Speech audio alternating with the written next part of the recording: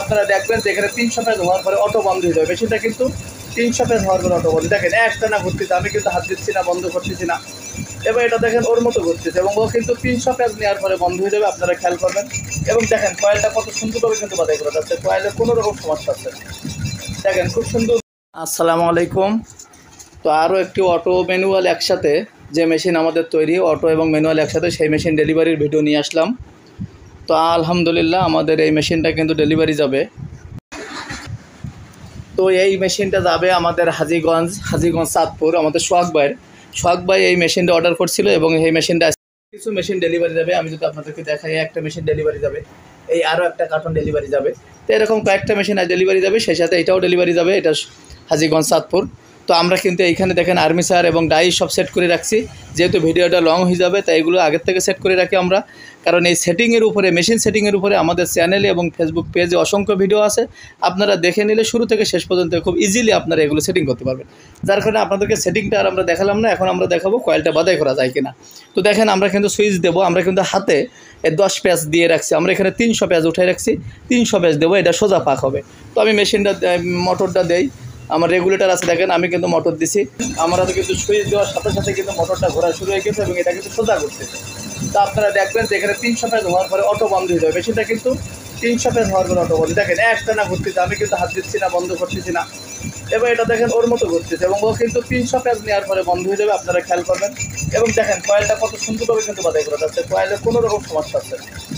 দেখেন খুব সুন্দরভাবে এবং টাইট, আমি বেশি টাইট দিচ্ছি তার কারণে। দেখেন আপনারা চাইলে আরও ঢিলা দিতে পারবেন, আরও টাইট করতে পারবেন, কারণ এখানে টাইটের ব্যবস্থা আছে। এখন আপনারা দেখেন 300 পেজ হওয়ার পরে বন্ধ হয় কিনা, আমি কোথাও হাত দেবো না। আপনারা দেখেন যে 300 পেজ, দেখেন কত সুন্দরভাবে কিন্তু ওটা পেজ নিচ্ছে এবং 300 পেজ আপনারা খেয়াল করবেন। এই যে 300 পেজ শেষ, এখানে কিন্তু বন্ধ হয়ে গেছে, কারণ আমি এখানে 300 উঠে রাখছি। যেই 300 পেজ দেওয়া শেষ সেইও বন্ধ হয়ে গেছে অটো। তো এইভাবে কিন্তু আমাদের অটো এবং ম্যানুয়াল মেশিন কাজ করে।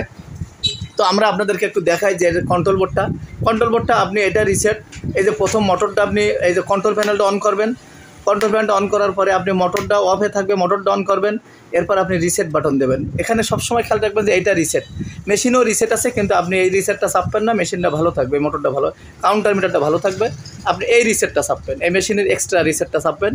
আর এইটা হলো আপনার এই যেভাবে আছে এইভাবে দিলে মোটর সোজা ঘুরবে, আর এই সুইচটা চাপ দিবেন, দেওয়ার পর যদি আপনি এই মোটর দেন মোটরটা উল্টা ঘুরবে। মানে এই সুইচটা চাপ দিলে মোটর উল্টা ঘুরবে, আর এই সুইচটা যদি চাপ না দেন মোটর সোজা ঘুরবে। এই মোটর, এইটা চাপ দিবেন, মোটর অন করবেন, মোটর উল্টা ঘুরবে। এটা চাপ দিবেন না, উঠাই দেবেন, মোটর অন করবেন, মোটর সোজা ঘুরবে। এটা চাপ দিলে উল্টা, আর এটা না চাপ দিলে সোজা ঘুরে। এটা ভোল্টমিটার, এটা রেগুলেটর। আপনি মোটরটা আস্তে ঘোরাতে পারেন, জোরে ঘোরাতে পারবেন এই রেগুলেটর দিয়ে। আর এই দুটো এলইডি, এটা লেফট এবং রাইট এলইডি। অতএব এটা কন্ট্রোল প্যানেল, এটা কাউন্টার মিটার, এটা রিসেট বাটন, এটা মোটর অন অফ, এটা পাওয়ার এলইডি, এটা ভোল্টমিটার, এটা রেগুলেটর, এটা লেফট এবং রাইট এলইডি, আর এটা সুইচ, লেফট রাইট সুইচ। এই কন্ট্রোল প্যানেল। এরপরে আপনি যদি আপনি দেখায় যে আপনি মোটর চলে গিয়ে, মোটরের দরকার নেই, আপনি যদি হাতে ম্যানুয়ালভাবে কাজ করতে চান, এই দেখেন আমাদের ম্যানুয়ালের সিস্টেম দেওয়া আছে। এখানে আমরা এক্সট্রা একটা বেল দিয়ে দেবো, আপনি বেলটা এখানে পরাবেন এবং আপনি এটা দিয়ে ম্যানুয়ালে খুব ইজিলি, দেখেন ম্যানুয়ালি ইজিলি আপনি কাজ করতে পারবেন, শুধু বেলটা পরাবার পরে একই রকম আপনি কাজ করতে পারবেন। তো আপনি যেভাবে খুশি ম্যানুয়াল অটো যেভাবে খুশি কাজ করবেন। তা আপনাদেরকেও পরামর্শ থাকবে যে মেশিনটা নেওয়ার পরে প্রথম আপনি 1-2 বার একটু চেষ্টা করবেন। আপনি 1-2 বার চেষ্টা করলে দেখবেন আপনার জন্য সহজ হয়ে যাবে। 1-2 বার একটু চেষ্টা করবেন, কন্ট্রোল প্যানেল একটু মুখস্থ করবেন কোনটা কী জিনিস আছে, এগুলো আপনি একটু প্র্যাকটিস করলেই আপনার জন্য সহজ হয়ে যাবে। 1-2 বার 5 বার চেষ্টা করলে আপনি আমার চেয়েও ভালো অভিজ্ঞতা অর্জন করতে পারবেন। এগুলো অভিজ্ঞতার কাছে একটু আপনি অভিজ্ঞতা অর্জন করলেই আপনার এগুলো খুব সহজ হয়ে যায়। তো আমরা এখন আপনাদেরকে দেখাবো যে আমরা যে কয়েলটা বাধাই করলাম এটা কেমন হয়েছে।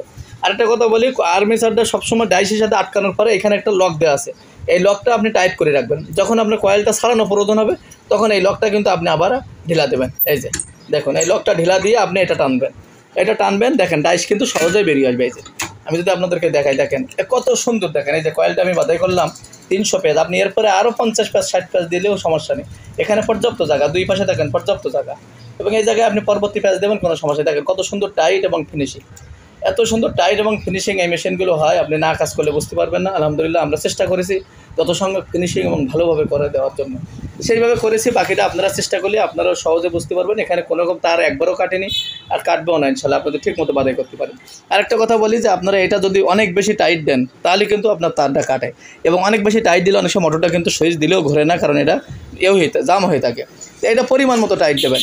আর যখন আপনি মোটর অন করার পরে যদি দেখেন যে আপনার এটা অতিরিক্ত টাইট হয়ে গেছে, মোটর ঘুরতেছে না, তাহলে এটা আপনি হাত দিয়ে এক দুবার একটু নাড়াই দেবেন, দেখবেন যে আপনি ইজিলি ঘুরবে। যেহেতু আমরা এখানে রেগুলেটর দিচ্ছি, আপনি চাইলে এই রেগুলেটরটা বাদ দিয়ে ভিতরে এই বডিটা খুলে ডাইরেক্ট করে দিতে পারেন। ডাইরেক্ট করলে আপনার খুব জোর হবে, তো খুব স্পিড হবে, এই জন্য আমরা একটা এক্সট্রা রেগুলেটর দিছি। তা যাদের এই মেশিনগুলো প্রয়োজন তারা দ্রুত যোগাযোগ করবেন, স্ক্রিনে দেওয়া নাম্বারে যোগাযোগ করবেন। আসসালামু আলাইকুম।